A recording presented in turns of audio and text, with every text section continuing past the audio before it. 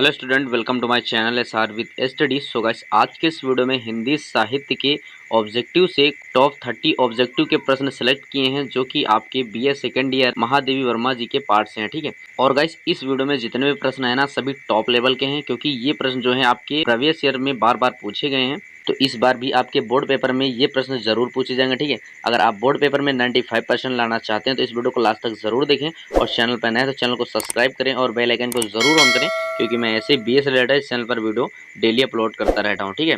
तो चलिए पहला प्रश्न देख लेते हैं। आपका पहला प्रश्न है कि महादेवी जी की पहली काव्य कृति का प्रकाशित वर्ष, यानी कि महादेवी जी वर्मा का जो काव्य कृति पहली है उसका प्रकाशित वर्ष क्या है। ठीक है। तो इसका राइट आंसर होगा ऑप्शन ए, यानी कि 1930 ईस्वी में। ठीक है। 1930 ईस्वी में महादेवी वर्मा जी की जो पहली काव्य कृति है उसका प्रकाशन हुआ था। ठीक है। चलिए दूसरा प्रश्न देख लेते हैं कि महादेवी जी को भारत भारती पुरस्कार कब मिला, यानी कि महादेवी वर्मा जी को जो भारत भारती पुरस्कार मिला था वह किस सन में मिला था। ठीक है। तो इसका राइट आंसर हो जाएगा ऑप्शन बी, यानी कि 1982 ईस्वी में भारत भारती पुरस्कार महादेवी वर्मा जी को मिला था। ठीक है।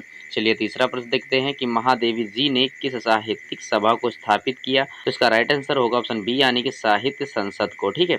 ऑप्शन बी इसका राइट हो जाएगा। चलिए अगला प्रश्न देख लेते हैं कि महादेवी जी किस नगर में अधिकांश समय तक रही, यानी कि किस स्थान पर ज़्यादा समय तक या रही महादेवी वर्मा जी। ठीक है। तो इसका राइट आंसर होगा ऑप्शन सी, यानी कि प्रयागराज। ठीक है। ऑप्शन सी इसका राइट होगा, यानी कि प्रयागराज इलाहाबाद में महादेवी वर्मा जी ने ज़्यादा समय व्यतीत किया। ठीक है। तो आपका अगला प्रश्न है कि महादेवी जी के काव्य में किसकी प्रधानता है। तो इसका राइट आंसर होगा ऑप्शन बी, यानी कि वेदना। ठीक, ऑप्शन बी इसका राइट हो जाएगा। चलिए अगला प्रश्न देखते हैं कि महादेवी अपने समकालीन कवियों में से किसे अपना भाई मानती थी। तो इसका राइट आंसर होगा ऑप्शन बी, यानी कि सूर्यकांत त्रिपाठी निराला जी को। ठीक है। ऑप्शन बी इसका राइट होगा, यानी कि निराला जी को। चलिए अगला प्रश्न देखते हैं कि महादेवी जी को डी लिड की प्रथम मानद उपाधि किस विश्वविद्यालय से प्राप्त हुई थी।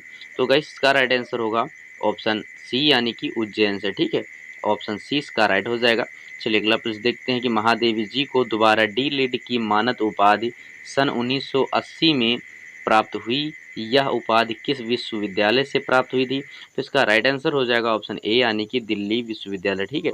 ऑप्शन ए इसका राइट हो जाएगा। चलिए अगला प्रश्न देख लेते हैं कि निम्नलिखित में से कौन सा काव्य संग्रह महादेवी वर्मा जी का नहीं है। तो इसका राइट आंसर हो जाएगा ऑप्शन डी, यानी कि लहर। ठीक है। लहर जो है वह महादेवी वर्मा जी का काव्य संग्रह नहीं है। ठीक है। चलिए अगला प्रश्न देख लेते हैं कि वेदना की कवियत्री मानी जाती हैं कि वेदना की जो कवियत्री हैं वह है महादेवी वर्मा जी। तो इसका राइट आंसर होगा ऑप्शन सी, यानी कि महादेवी वर्मा। ठीक है। चलिए अगला प्रश्न देखते हैं, यह मंदिर का दीप इसे नीरव जलने दो, इस गीत में कौन सा भाव प्रकट हुआ है। तो इसका राइट आंसर होगा ऑप्शन सी, यानी कि रहस्यवाद। ठीक है। ऑप्शन सी इसका राइट होगा। तो चलिए आपका अगला प्रश्न है कि बीन भी हूँ मैं तुम्हारी रागिनी भी हूँ, यह गीत किस दर्शन पर आधारित है। तो इसका राइट आंसर होगा ऑप्शन बी, यानी कि बौद्ध की करुणा। ठीक है। ऑप्शन बी इसका राइट हो जाएगा। चलिए अगला प्रश्न देखते हैं कि रंगवाणी नाट्य संस्था की स्थापना किसने की।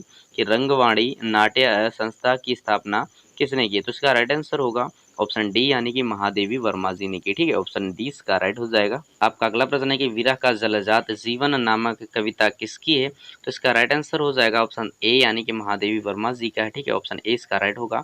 चलिए अगला प्रश्न देखते हैं कि सल्ब मैं साप मैं वर हूँ, पंक्ति में साप मैं वर का प्रयोग किसके लिए हुआ है। तो इसका राइट आंसर होगा ऑप्शन बी, यानी कि दीप। ठीक, ऑप्शन बी इसका राइट होगा।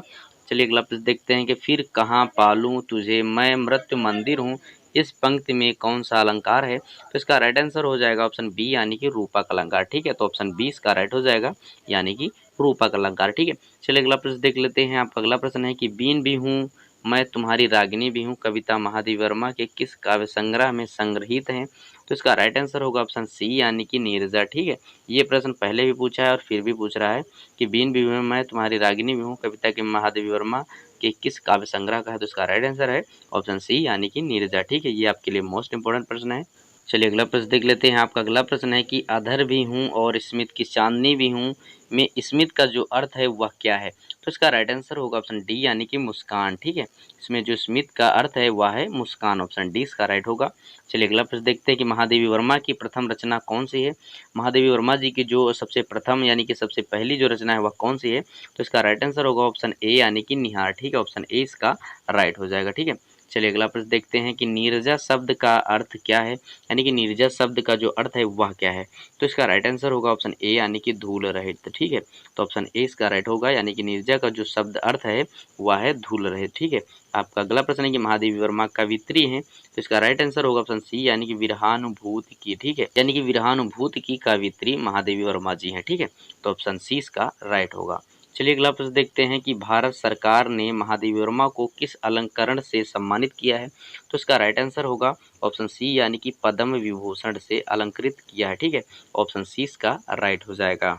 चलिए अगला प्रश्न देख लेते हैं। ये आपके लिए बहुत ही मोस्ट इंपॉर्टेंट प्रश्न है, क्योंकि ये आपके बोर्ड में ज़रूर पूछा जाए। ठीक है, कि मैं नीर भरी दुख की बदली कविता में महादेवी वर्मा ने अपने जीवन की तुलना किससे की है। कि मैं नीर भरी दुख की बदली कविता में महादेवी वर्मा ने अपने जीवन की तुलना किससे की है। तो इसका राइट आंसर जो हो जाएगा ऑप्शन सी इसका राइट होगा, यानी कि बादल से की। ठीक है, यानी कि अपनी तुलना जो की है वह बादल से की है। तो इसका राइट आंसर होगा ऑप्शन सी, यानी कि बादल। ठीक है, चलिए अगला प्रश्न देख लेते हैं कि ज्वाल अक्षय कोश सी कौन सा अलंकार है, यानी कि ज्वाल अक्षय कोश सी में जो अलंकार है वह कौन सा अलंकार है।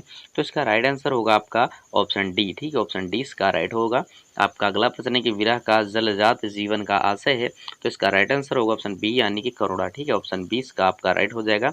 तो आपका अगला प्रश्न है और आपके वीडियो का लास्ट प्रश्न है कि पलकों में निझरनी मछली में निझरनी का अर्थ क्या है। पलकों में निझरनी मछली, यानी कि निझरनी का जो अर्थ है वह क्या है। तो इसका राइट आंसर होगा ऑप्शन सी, यानी कि नदी। ठीक है, ऑप्शन सी इसका राइट हो जाएगा, यानी कि निझरनी। ठीक है, तो गाइस उम्मीद करते हैं ये सभी प्रश्न आपकी एग्जाम की दृष्टि से आपके लिए बहुत ही इंपॉर्टेंट होंगे। अगर इंपॉर्टेंट है तो वीडियो को लाइक करें और चैनल पर नए हैं तो चैनल को सब्सक्राइब करिए और बेल आइकन को जरूर ऑन करें, क्योंकि मैं ऐसे बीएस रिलेटेड चैनल पर वीडियो डेली अपलोड करता रहता हूं। सो गाइस मिलते हैं नेक्स्ट वीडियो में, तब तक के लिए बाय, टेक केयर।